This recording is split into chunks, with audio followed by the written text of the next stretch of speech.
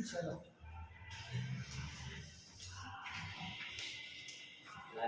Hello dear student, तो देखिए आज हम आपका नया चैप्टर स्टार्ट कर रहे हैं पॉलिनोमियल के लिए। एक्सरसाइज आपका पहले स्टार्ट करेंगे, इसके बाद हम दूसरे एक्सरसाइज पे चलेंगे, ठीक है ना। तो देखिए सबसे पहले हम पॉलिनोमियल के बारे में जो बात कर रहे हैं वो ये है कि पहले आप ये समझ लीजिए कि पॉलिनोमियल होता क्या, अर्थात किससे हम बहुपद कहेंगे। तो बहुपद हम कहते हैं किसी भी ऐसे बीजीय व्यंजक को, कोई भी ऐसा बीजीय व्यंजक, क्या हो बेटा, बीजीय व्यंजक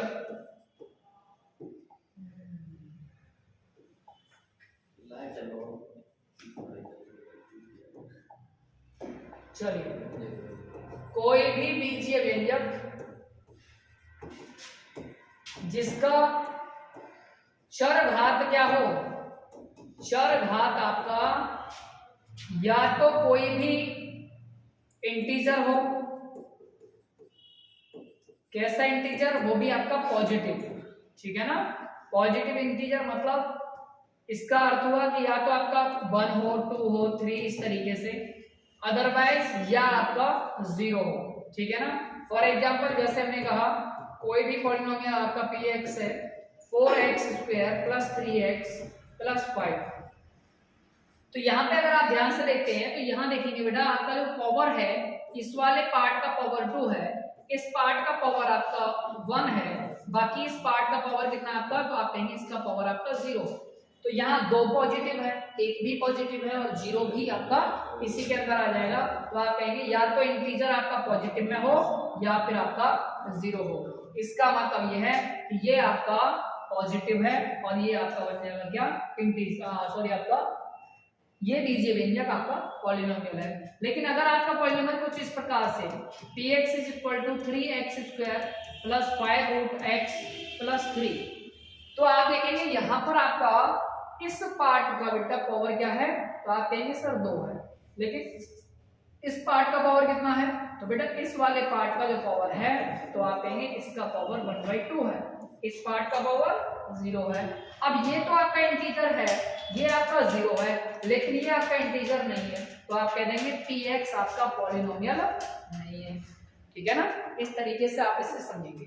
इसके अलावा आप बात करेंगे पॉलिनोमियल के हम जीरोज की, ठीक है ना, शून्य की। तो देखिए कोई भी आपका पॉलिनोमियल है y = px, पर आपको पता लगाना है कि इसका शून्य तो क्या है। तो शून्य का अर्थ होता है, शून्य को वह वैल्यू है, शून्य x का वह मान, x का वह मान जिसके लिए px बराबर क्या हो जाए, 0, और we can say that y = 0, अर्थात any value of x that gives y = 0। इसको अगर मैं ग्राफ से समझूंगा तो देखो कैसे समझेंगे इसको ग्राफ से। तो आप इसको अगर आप ग्राफ से समझते हैं तो आप इसको समझ पाएंगे कुछ इस तरीके से कि आपका मान लीजिए ये आपने देखा कि ये है आपका x एक्सिस और इधर आपका ये है y एक्सिस।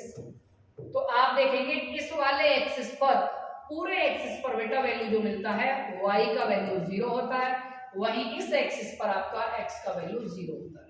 अर्थात अगर कोई भी ग्राफ इस तरीके से जा रहा है, जैसे मान लो सपोज दैट ये ग्राफ है, तो आपको ये देखना होगा कि इस वाला ये जो ग्राफ है इस x एक्सिस को अर्थात y = 0 लाइन को कितने बार कट करता है, जितने बार ये कट करेगा उतने ही इसकी शून्य होंगे।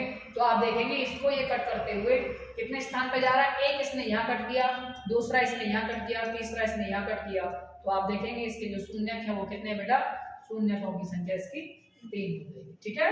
चलिए तो अब देखो आपका एक्सरसाइज में हम चलते हैं और एक्सरसाइज में जो भी चीजों की जरूरत होगी उसी के आधार पर चीजों को आगे बढ़ाते चलेंगे। क्वेश्चन नंबर पहला हम देखेंगे।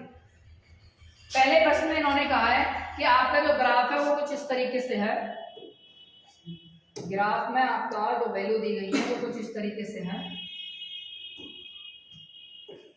ये आपका ग्राफ है, ये आपका x एक्सिस और इधर ये आपका y एक्सिस, ठीक है ना।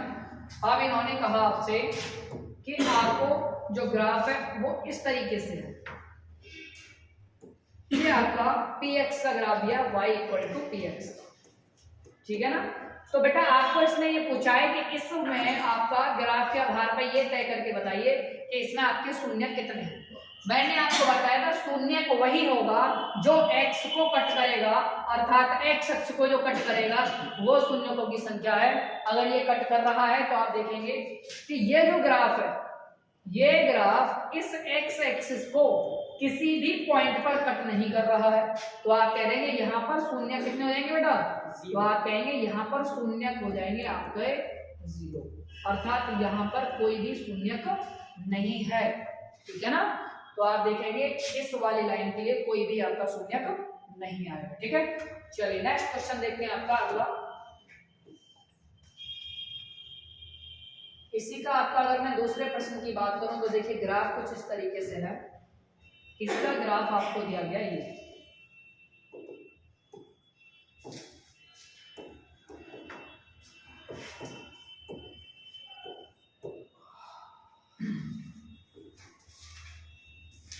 इसका ग्राफ है बेटा आपका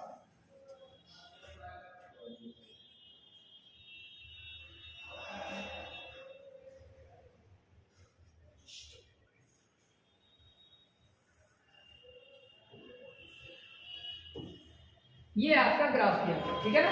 आपको इसमें पता लगाना है कि इसमें आपके शून्यों की संख्या कितनी है। तो इसमें प्रतीक बताएंगे कितने शून्य के प्रतीक कहाँ पे दिखाई दे रहा है, तो आप कह रहे हैं इस तरीके जो आपका एक्स एक्सिस है इस पे, अर्थात यहाँ पर ये कट बन रहा है, अर्थात ये जो ग्राफ है आपका एक्स एक्सिस को इस बिंदु पर ही काट रहा है, इसके अलावा ये कहीं नहीं काट रहा है। इसका अर्थ हुआ कि इसमें आपके शून्यों की संख्या कितनी हो जाएगी बेटा, यहाँ पर शून्यों की संख्या केवल 1 होगी, ठीक है ना। चलिए अगला प्रश्न देखते हैं। नेक्स्ट प्रश्न आपका दिया गया है, ग्राफ कुछ इस तरीके से है।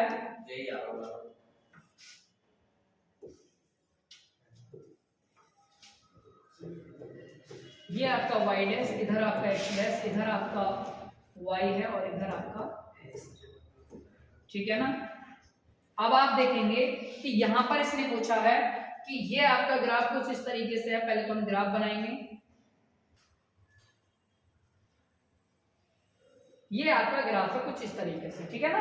तो आपको इसमें आपका शून्यों की संख्या बतानी है, तो आप इस बार बताएंगे आपका प्रशांत बताओ बेटा आपका शून्य कितने इसमें, शून्य कितने बेटा 3, कहां पे हैं, तो आप कहेंगे सर एक इधर है, दूसरा इधर है और तीसरा इधर है, अर्थात इस ग्राफ के लिए शून्यों की संख्या क्या हो जाएगी इस पॉलिनोमियल की, तो शून्यों की संख्या हो जाएगी इसमें आपका 3 हो जाएगा, ठीक है ना। इसी प्रकार से आपके अन्य जो भी ग्राफ हैं उनको आप आसानी से बनाएं और इसके शून्यों की संख्या फाइंड करेंगे। तो देखिए अगला ग्राफ मैं बनाता हूं और आप मुझे बताएंगे कि इसमें शून्य कितने हैं। तो इसमें भी आपको शून्यों की संख्या बतानी है, तो देखेंगे इसमें आपके शून्य कितने हैं।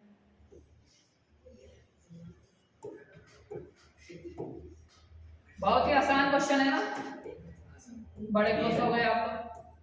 चलिए भाई साहब, उम्मीद करते हैं एक आध आपको पेपर में जरूर मिल जाए। इस बार ग्राफ जो दिया बेटा वो केवल इतना दिया है जी, बताएं शून्य कितने इसमें भाई बताइए, 2 कितने हैं, 2 शून्य के, कहां पे एक्स एक्सिस पर, क्योंकि ये 2 जगह कट कर रहा है। इसमें भी शून्यों की संख्या आपकी इस बार कितनी है, इसमें शून्यों की संख्या आपका 2, क्लियर है।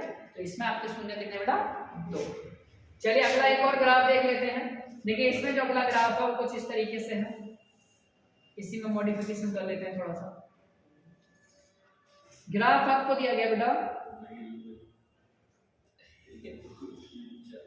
इस तरीके से जी, ग्राफ में आपको बताना होगा शून्य कितने, हैप्पी बताएं कितने शून्य का है, हैप्पी बता रहे हैं इसमें 4 शून्य के हैं। तो पहला शून्य ये है, दूसरा शून्य ये है, तीसरा शून्य ये है, चौथा शून्य ये है।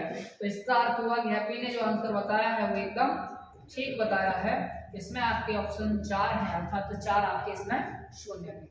चलिए अगला प्रश्न आप देखते हैं जी।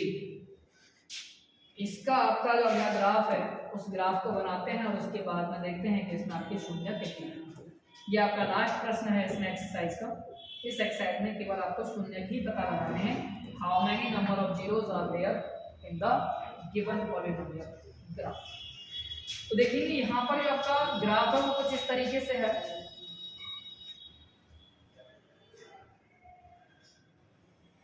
जी, ये आपका ग्राफ है। और इस बार बताएंगे रोदास। जी रोदास कितने शून्य के हैं? 3 शून्य बता रहे हैं। देखिए ये तो क्लियरली दिख रहा है कि ये कट कर रहा है, लेकिन यहाँ पर ये केवल टच कर रहा है, यहाँ पर भी ये टच कर रहा है। तो देखो आप इस बात को क्लियरली समझ लीजिए, चाहे टच करे चाहे कट करे, आपको हमेशा दिख रहा है कि ये आ तो जीरो पे ही रहा है ना, अर्थात ये पूर्ण रूप से जीरो पे आया, तभी इसको टच किया होगा, अर्थात ये भी इसका शून्यक है और ये भी इसका शून्यक है। तो यहाँ पर शून्यकों की संख्या कितनी हो जाएगी बेटा? तो यहाँ भी आपके शून्यकों की संख्या आपका 3 हो जाएगी। कितनी हो जाएगी? शून्यकों की संख्या 3। ठीक है, इस प्रकार से आपका एक्सरसाइज 2.1 के ये आपके सारे क्वेश्चन बन गए हैं। अब हम चलेंगे आपका एक्सरसाइज नंबर 2.2 की ओर, लेकिन उससे पहले हम क्या करेंगे, क्वाड्रेटिक पॉलिनोमियल के जो कांसेप्ट है उसे समझेंगे, तब जाकर के हम उसके क्वेश्चन बनाएंगे। ठीक है, चलिए तो अब हम समझेंगे आपका क्वाड्रेटिक पॉलिनोमियल का जो भी आपका क्वेश्चन है उसके बारे में। ठीक है, ये आपका एक्सरसाइज 2.1 यहाँ क्लोज हो गया है। अब हम क्वाड्रेटिक पॉलिनोमियल अर्थात द्विघात बहुपद, तो देखिए द्विघात बहुपद को पहले समझते हैं कि द्विघात बहुपद क्या है। तो सबसे पहले हम लिखेंगे द्विघात बहुपद, क्योंकि आपके सिलेबस में द्विघात बहुपद है, बाकी आपके में इससे हायर क्लास का आपका बहुपद नहीं है, तो इसीलिए इसको बोलते हैं आपका क्या बेटा? Quadratic polynomial. क्वाड्रेटिक पॉलिनोमियल क्या है? तो आप समझिए क्वाड्रेटिक पॉलिनोमियल का अर्थ होता है अधिकतम घात क्या हो, जिसकी अधिकतम चर की घात कितनी हो बेटा? अधिकतम चर घात आपका हो 2, तो उसे कहेंगे हम आपका क्वाड्रेटिक पॉलिनोमियल, अर्थात आपका जो आपका वेरिएबल है, वेरिएबल का हाईएस्ट पावर कितना होगा बेटा? 2 होगा, तो उसे कहेंगे द्विघात बहुपद। अच्छा, अब यहाँ पर एक बात और ध्यान देना है, द्विघात बहुपद के शून्यकों की संख्या कितनी होगी? तो बेटा एक बात हमेशा याद रखें, जो भी पावर होता है उसी पावर के बराबर किसी भी पॉलिनोमियल की आपके क्या होते हैं? शून्यक होते हैं। तो द्विघात पॉलिनोमियल के लिए शून्यकों की संख्या भी कितनी होगी? 2 ही होगी। ठीक है ना। अब इन दो को हमने क्या किया? कैटेगराइज कर दिया है। एक को मान लेते हैं कि ये अल्फा है, दूसरे को मान लेते हैं ये बीटा है। तब इसके बाद में क्या करते हैं? अच्छा, इसका स्टैंडर्ड फॉर्म और देख लेते हैं एक बार। स्टैंडर्ड फॉर्म क्या है इसका? तो आपका क्वाड्रेटिक पॉलिनोमियल का जनरल फॉर्म और स्टैंडर्ड फॉर्म जो है ये होता है बेटा ax² + bx + c। ये आपका हो गया पॉलिनोमियल, क्वाड्रेटिक पॉलिनोमियल का स्टैंडर्ड फॉर्म। क्योंकि इसके 2 शून्यक हैं, अर्थात आपको क्या है यहाँ पर x के 2 वैल्यू मिलेंगे, एक को मानते हैं x अल्फा, दूसरे को मानेंगे बीटा। अब इनके बीच में एक रिलेशन भी होता है, एक होता है आपका शून्यकों का योग, एक होता है बेटा क्या? शून्यकों का योग, शून्यकों का योग, अर्थात sum of polynomial, sum of zero alpha plus beta that is -b/a। आप इस फॉर्मूले का प्रयोग करेंगे तो आपको शून्यकों का योग प्राप्त हो जाएगा। ऐसे ही अगर आपको पता लगाना हो शून्यकों का गुणनफल, शून्यकों का गुणनफल अर्थात अल्फा इंटू बीटा, और इसका जो वैल्यू होगा वो होता है आपका c/a। ठीक है ना। Product of zeros that is c/a and sum of zeros that is alpha plus beta equal to -b/a। ठीक है ना। अब आपको क्या करना है, कई बार ऐसा होगा बेटा कि आपको दोनों पॉलिनोमियल के जीरोस दिए गए होंगे और आपसे पॉलिनोमियल पूछा होगा, तो अल्फा कॉमा बीटा दिए होने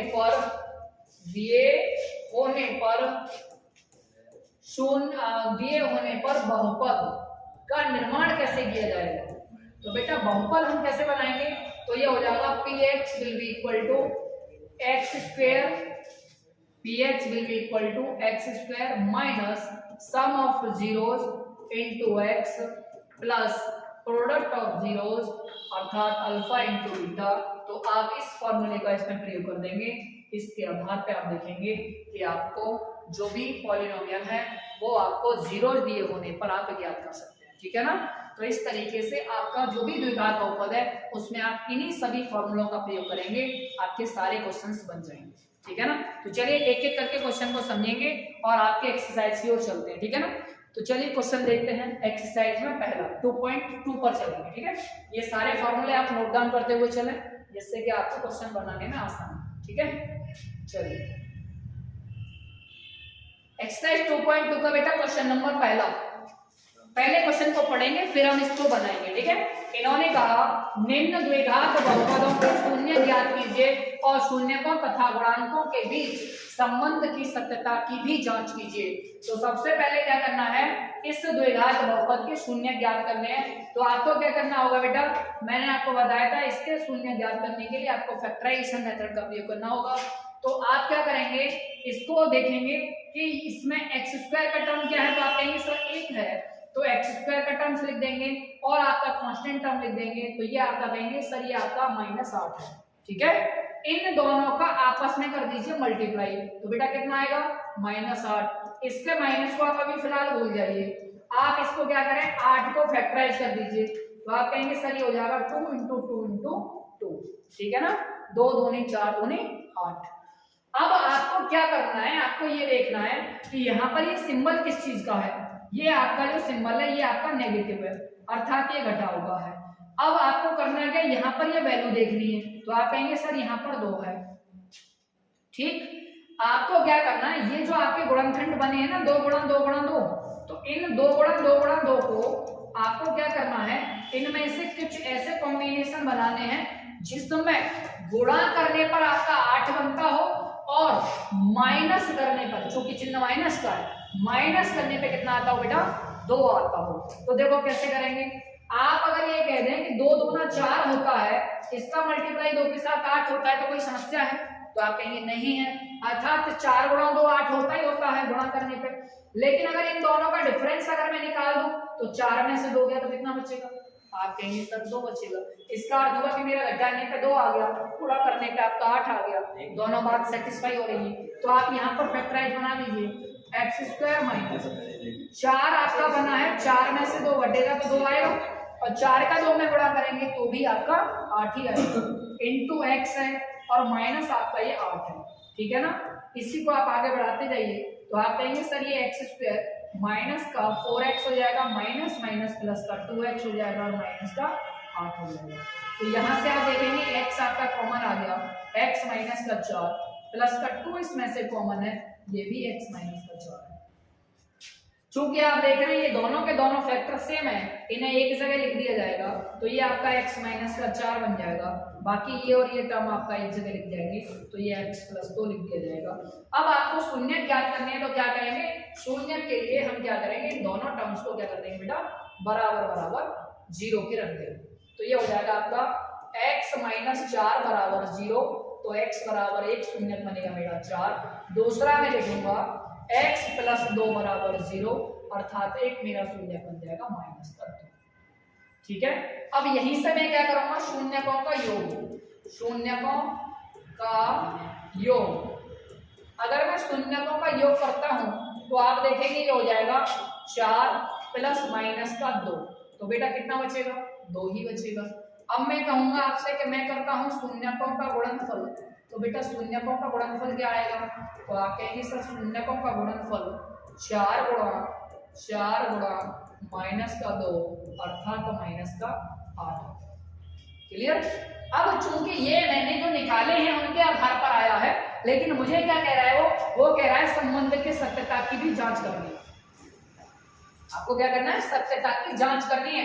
अगर बेटा सत्यता की जांच करनी है ना, तो आपको वही फॉर्मूला लगाने पड़ेंगे जो मैंने आपको इससे पहले बताए थे कि अल्फा + बीटा बराबर क्या होता है, तो आप जानते हैं क्योंकि अल्फा + बीटा बराबर होता है -b/a, और -b/a अगर होता है तो आप इसी वैल्यू को इसमें लगाएंगे, तो ये बन जाएगा -b का वैल्यू कितना है, तो आप कहेंगे b का वैल्यू यहां से मिलेगा, तो देखो यहां से a का वैल्यू कितना मिल रहा है 1, b का वैल्यू कितना मिल रहा है -2, c का वैल्यू कितना मिल रहा है -8, ठीक है ना। a का वैल्यू कहां होगा, x² के सामने, b का वैल्यू कहां होगा, x के सामने, c का वैल्यू जो लास्ट टर्म है वो, ठीक है। अब आप देखेंगे -b/a अगर ये वैल्यू है तो इसमें आपको देखेंगे माइनस आपने लगा दिया, b का वैल्यू लगा दो बेटा, माइनस का दो, a का वैल्यू कितना है 1 प्लस का, माइनस और माइनस प्लस हो जाएगा, 2/1 मतलब 2, तो आपका आंसर आएगा 2। अब आप देखेंगे सर यहाँ शून्यकों का जो योग आया है ये 2 आया है, यहाँ भी आपका 2 आया है, इसका मतलब ये सत्य है। ठीक ऐसे ही अल्फा इंटू बीटा बराबर क्या होता है, तो आप कहेंगे अल्फा इंटू बीटा बराबर सी अपॉन ए होता है। सी का जो वैल्यू है वो कितना है, तो आप कहेंगे सर माइनस का 8 है। ए का वैल्यू कितना है, तो आप कहेंगे सर 1 है, तो आंसर कितना आएगा माइनस का 8 आएगा। क्या यहाँ नहीं आ रहा माइनस का 8, तो आप कहेंगे यहाँ भी आ रहा, इसका मतलब कि और ये बात भी सत्य है। तो इस प्रकार से इसकी सत्यता की भी आपने जांच कर दी है और इसके फैक्टर भी आपने फाइंड कर लिया, अर्थात आपने दोनों शून्य ज्ञात कर लिया, ठीक है ना। तो जल्दी से नोट डाउन करिए, बनावट पहले आप इसे नोट डाउन करेंगे, इसके बाद में आप क्या करेंगे, फिर इसे नोट डाउन करेंगे, ठीक है। बनाइए,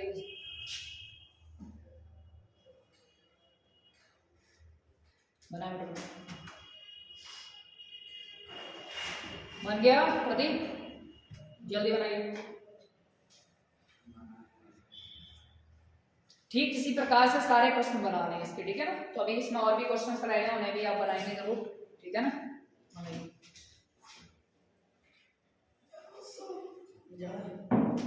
आप जाना चाह रहे हैं, लेट हो रहे हैं, आप जा सकते हैं। बाकी अभी हम इस वीडियो को कंटिन्यू रखेंगे और हमें सारे क्वेश्चन अभी बनाना है, है ना। चलिए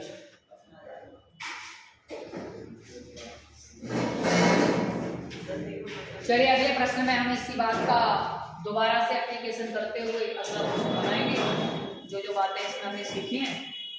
तो देखो बेटा यहाँ पर आपका क्वेश्चन नंबर अगला क्या कह रहा है, ये पहला है, इसके बाद ये आपका दूसरा प्रश्न है। ये कह रहा है आपका निम्न द्विघात बहुपदों के शून्य, वही प्रश्न है लेकिन उसी का दूसरा प्रश्न है। इस बार आपको जो भी वेरिएबल है वो यहाँ पर एस से डिनोट किया गया है, तो इस बात से आप बिल्कुल भी कंफ्यूज ना हो। यहाँ पे आपका थोड़ा मिस्टेक है, ये आपका 4s², ठीक है ना। तो चलिए देखिए आपको क्या करना है, मैंने बताया था एक आपका x² का टर्म होगा, दूसरा आपका कांस्टेंट टर्म होगा, दोनों को लिख देंगे। तो आपने देखा x टर्म आपका स्क्वायर वाला 4 है और ये आपका 1 है, इन दोनों का अगर मल्टीप्लाई किया तो 4 आया। इन दोनों को आपको क्या करना है, मल्टीप्लाई 4 है, इसके जो फैक्टर बनेंगे वो क्या बनेंगे बेटा, तो आप कहेंगे 2 गुणा 2 बनेंगे, फैक्टर की बात होगी। अब इसके आधार पे ही आपको क्या करना है, यहाँ पर फिर से सिंबल देखेंगे तो यहाँ बेटा आपको ये प्लस का दिख रहा है, क्योंकि ये पॉजिटिव है तो इसका अर्थ ये होगा कि पॉजिटिव होने पर ही आपको कितना प्राप्त करना है, 4 करना है।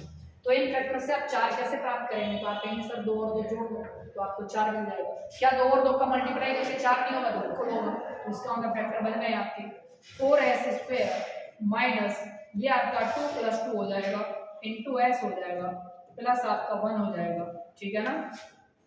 अब आप देखेंगे 4s² minus 2s minus 2s plus का 1, तो आप देखेंगे यहाँ पर 2s कॉमन है, तो ये हो जाएगा आपका 2s माइनस 1 माइनस 1 कॉमन है, ये हो जाएगा 2s माइनस 1, ठीक है ना।